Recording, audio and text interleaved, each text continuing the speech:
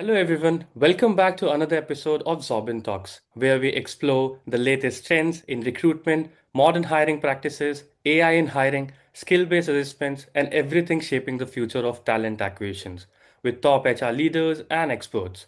I am your host, Aman, and today with us, someone who has made a remarkable impact in the HR tech ecosystem, a founder, advisor, and one of the most trusted voice helping companies navigate and choosing the right HR tools.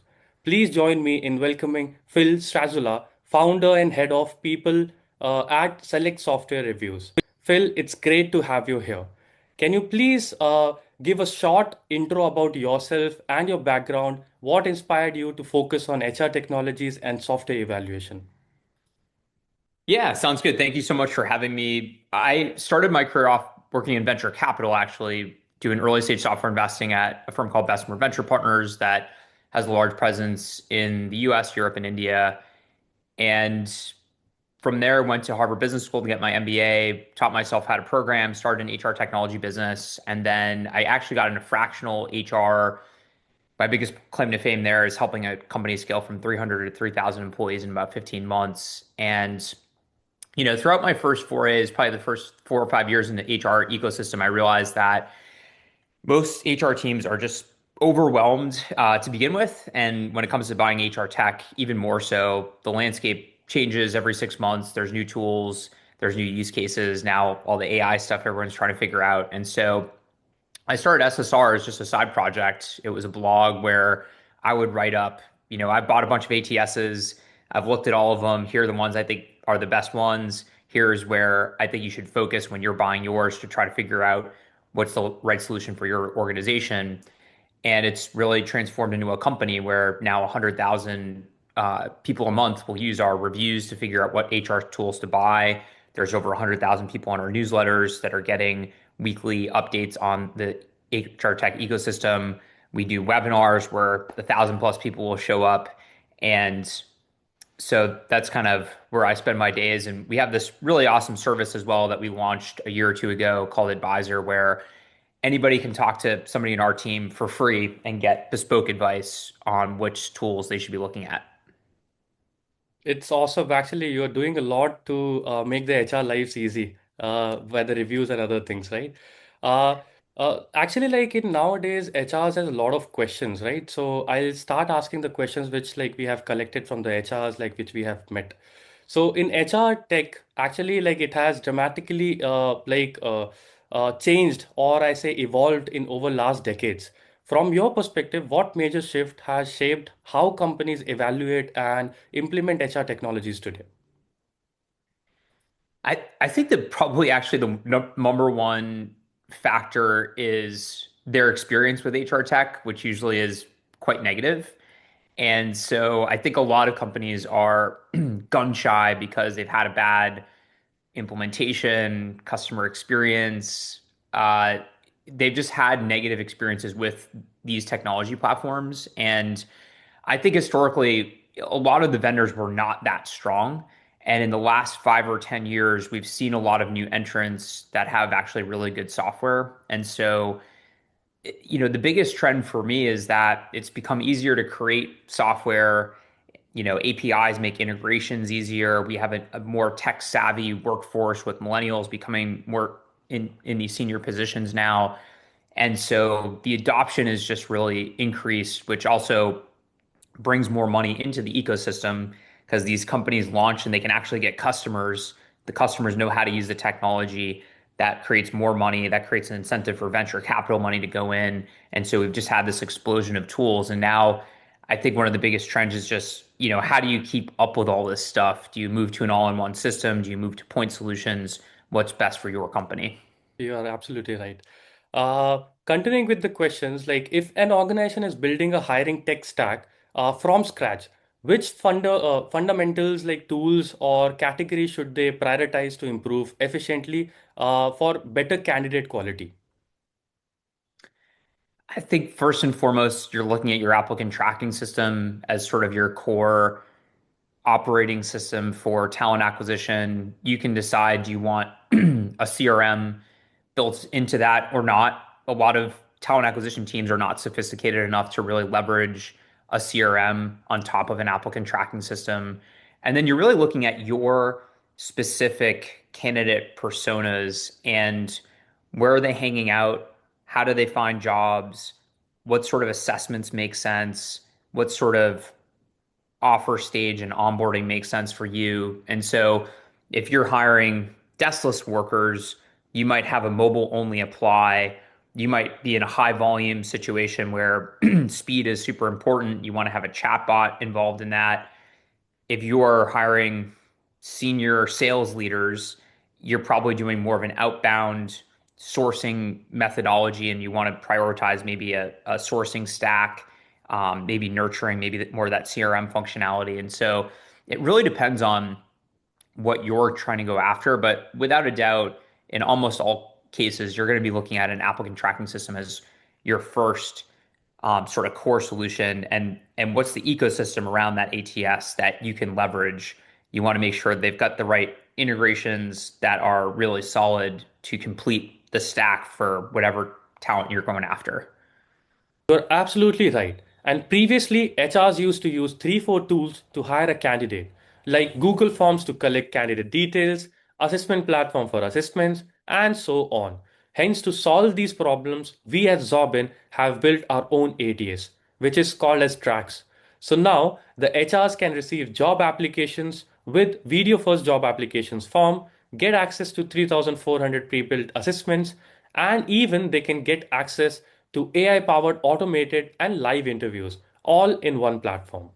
Moving ahead to the next question, with so many competing HR tools out there, what criterias and frameworks should HR leaders use to identify whether a tool is genuinely solving their hiring challenges?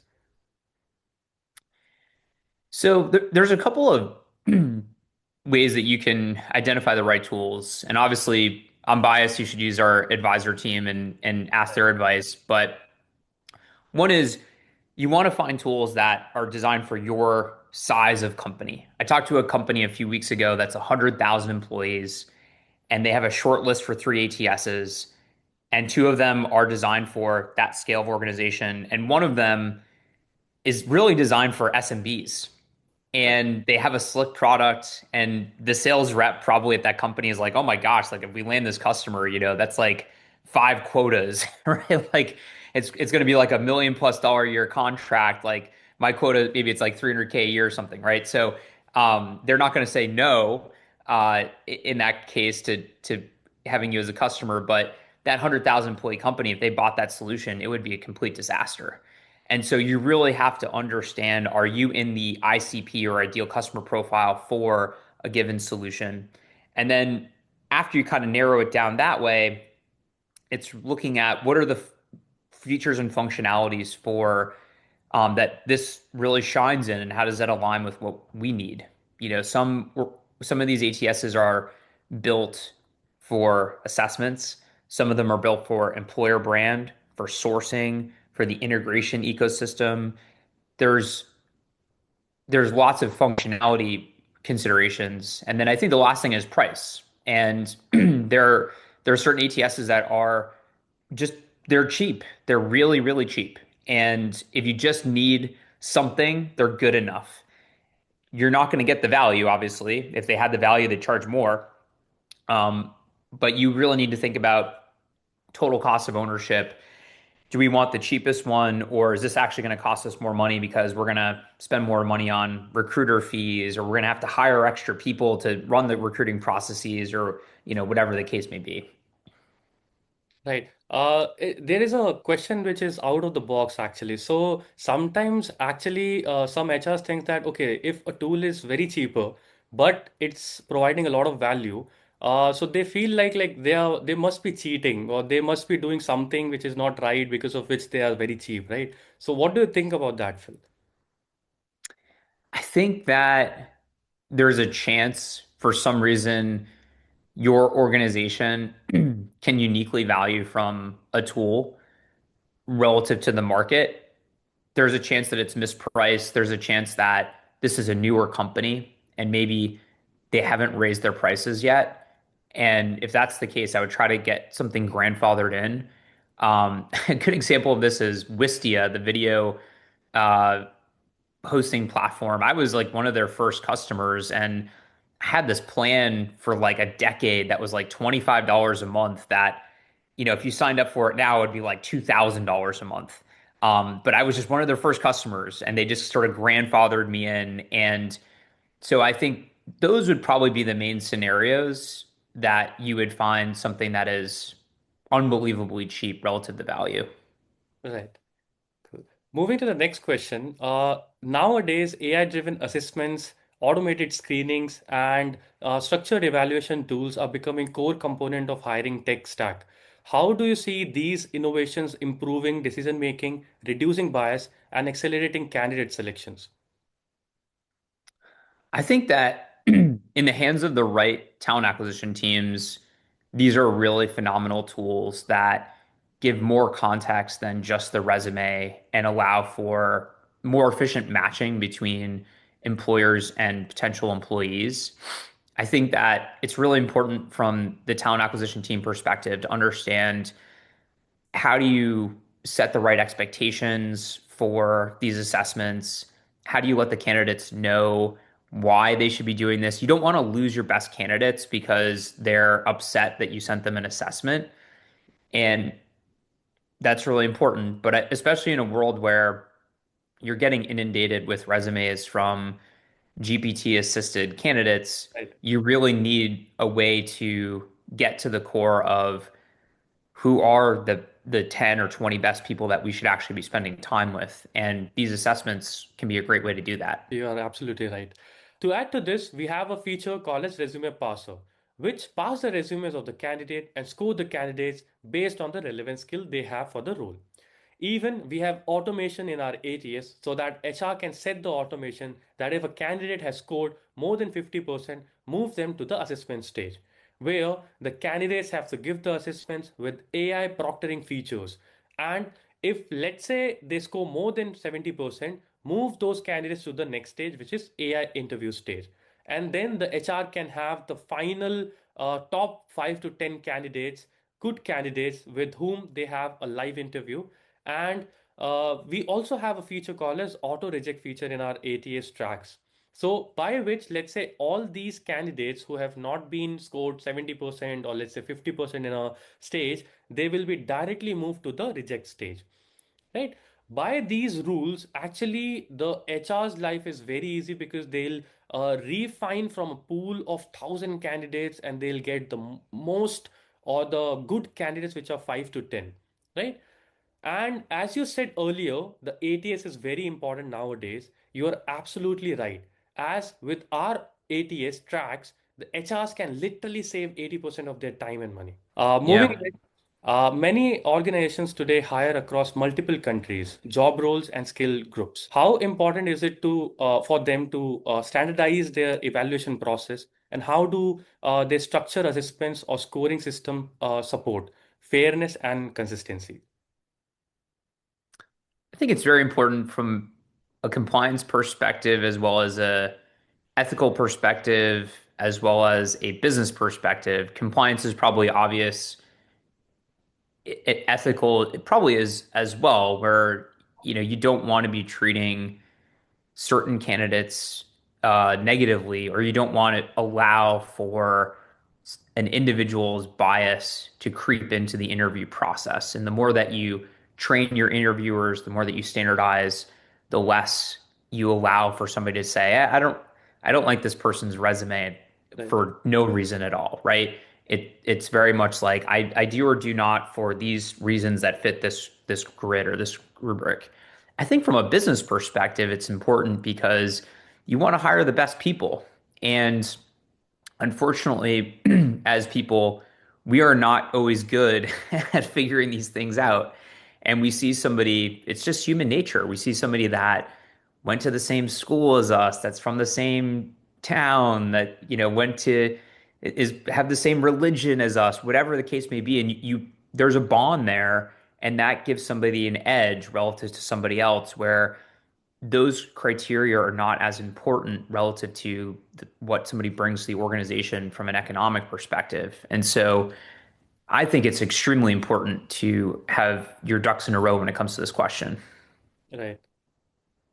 Looking ahead, what emerging trends in HR tech do you believe will definitely help in or define smart hiring actually?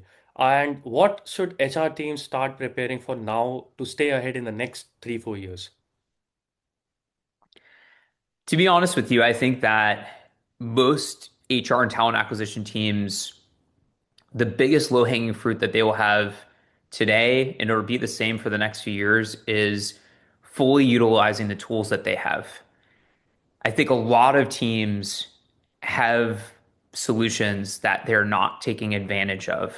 And maybe they bought them for a specific use case and they don't realize that it has all this other functionality built into it that they could leverage that they're already paying for. And so, when I look at most ATSs, they're used as sort of a system of record, probably to keep interview notes, to ingest applicants, but you're probably not using the automation functionality. You're probably not using some of the AI functionality. You're probably not building, you probably haven't connected your systems in the most appropriate way, especially when it comes to data and reporting. And so I think that most teams right now can look at their existing stack and probably get a lot of value out of it.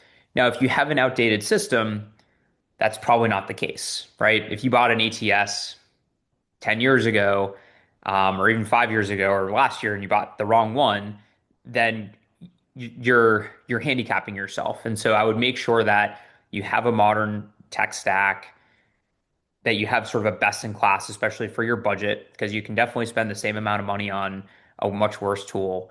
But once you're in that ball game, of course, we're going to start leveraging more the AI. That's just going to be, something we talk about for years to come. But I think it's really about what's there today. How do I get my account manager to help me understand best practices? What are other teams doing? How do I be one of your top quartile customers in terms of the value that I'm capturing from this tool? Should be the question that you're asking on a regular basis. Right. Actually, I have even reviewed your platform, and like it's seriously amazing, and it's seriously helping HR teams to like literally get all the things which they want from there. They can compare, they can see all the things, and like it's seriously inspiring what you're doing right now for the HRs. Thank you so much, Phil, for your time, and it was great connecting with you.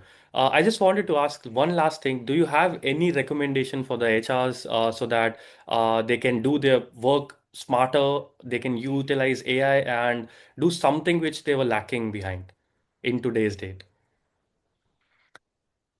I think the biggest thing is find a community that you can learn from because everything's changing so quickly. So we've tried to do a really good job of our webinars, and we do 2 to 3 a month.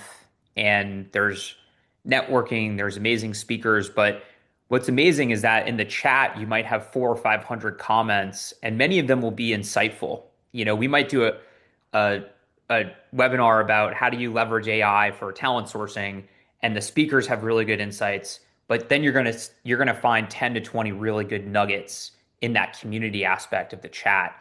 And for me, I would try to find maybe it's a local thing for you, maybe it's a virtual thing. Find that group of people that you can continuously learn from because everything is just continuing to change and it's going to change at a more and more rapid rate as we go forth. Like we're not going to, we're not going to slow down from here. Phil, you're absolutely right. HR's community help HRs a lot because in these communities there will be HRs with a lot of experience and knowledge which they share actually. So HRs can get a lot of benefits by joining all these communities. On that note, I just wanted to let everybody know that Xobin, has also started our own HR community, and we'll be adding all the links of our community as well as Phil's community in the description or comment below. So please do check out our community and Phil's community. And if you like the community, please do join it and do share your feedbacks, your knowledge with us. Don't forget to like and share this video if you like it with fellow HR so that they can also gain more knowledge about the HR trends right now. Thank you so much, Phil, for your time. Thank you so much. Thank you.